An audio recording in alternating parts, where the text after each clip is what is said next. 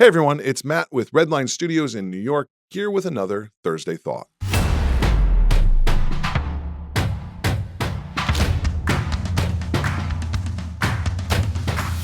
Thursday Thoughts are where I explore film and television topics and give you my own personal take on them.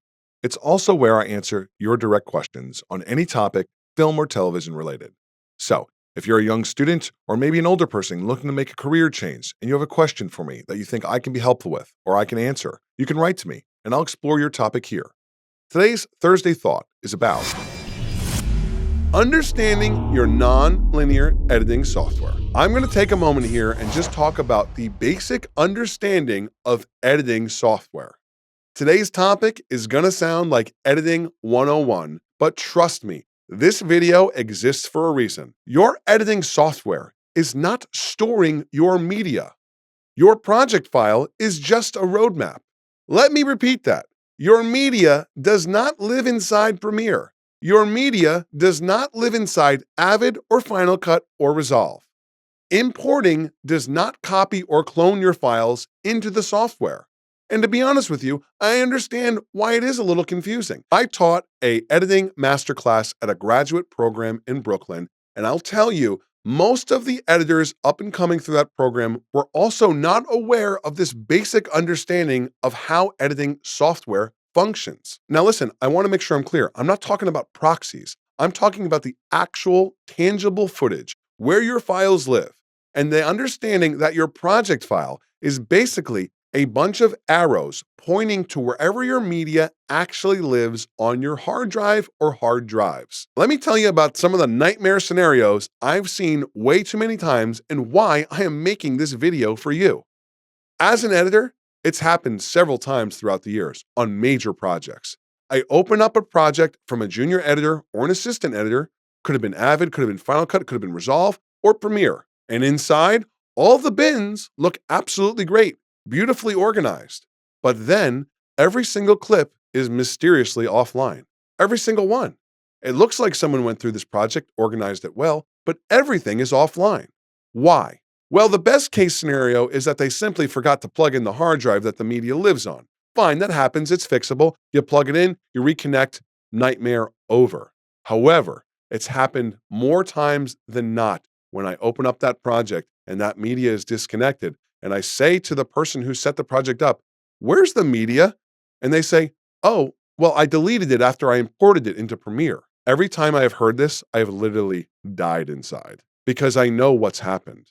They have destroyed and deleted all of the actual media we are supposed to be cutting because they were under the impression that after importing the files, they are now living inside of Premiere or living inside of Final Cut. And that to clean up space on the hard drive that they're hard pressed for and need, render files and they need sound effects and they need stock footage, they deleted all the raw media because they imported it into Premiere. When you click import, you are not actually transferring anything into the program. That is just a reference.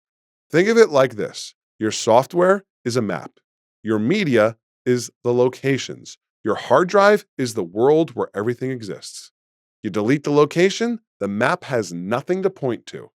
Your project file contains zero audio, zero video, zero graphics, with the exception of maybe render files. Your clip A1 is on drive A in folder 3 inside the footage directory, not inside of Premiere.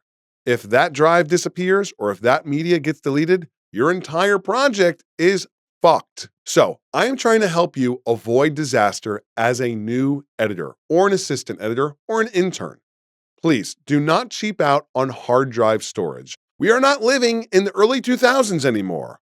Hard drives are incredibly affordable. So don't cheap out on them and kind of strong arm your editor or assistant editor into feeling like they always have to free up space and make a drastic mistake like this. If you really need to save money, store your raw footage on a slower, cheaper backup drive once everything is transcoded. Transcode only what you need on the fast work drive. If you had 20 takes and you know you're not going to use 8 of them, don't waste the time and transcode them. Never delete the originals until the project is completely done, backed up, delivered, and archived. And here's another tip. I've known so many people throughout the years who do a project, delete the project, free it up for a new project. Hard drives are now cheap enough where you can just keep those hard drives and store them. I have hard drives here in my studio from clients of 20 years ago. They didn't ask me to keep their footage, they didn't request or pay for it. I do it because it's almost like an archive in a library for me. And you never know when you might have to revisit an old project or find some old footage. My final thought on this: deleting media because you already imported it is like throwing away the ingredients once you've opened the cookbook. The recipe still exists, but the food is gone. Protect your media, protect your workflow, protect your edit. Your project file is just the roadmap. The media is the entire world it points to. So, for the love of God, don't delete it. I hope you enjoyed this Thursday thought. If you have a follow-up question about this point of discussion and you want to reach out, you can do so by emailing me at insideredlinestudios@gmail.com, and be sure to like and follow our social media pages to see more future Thursday Thought topics explored.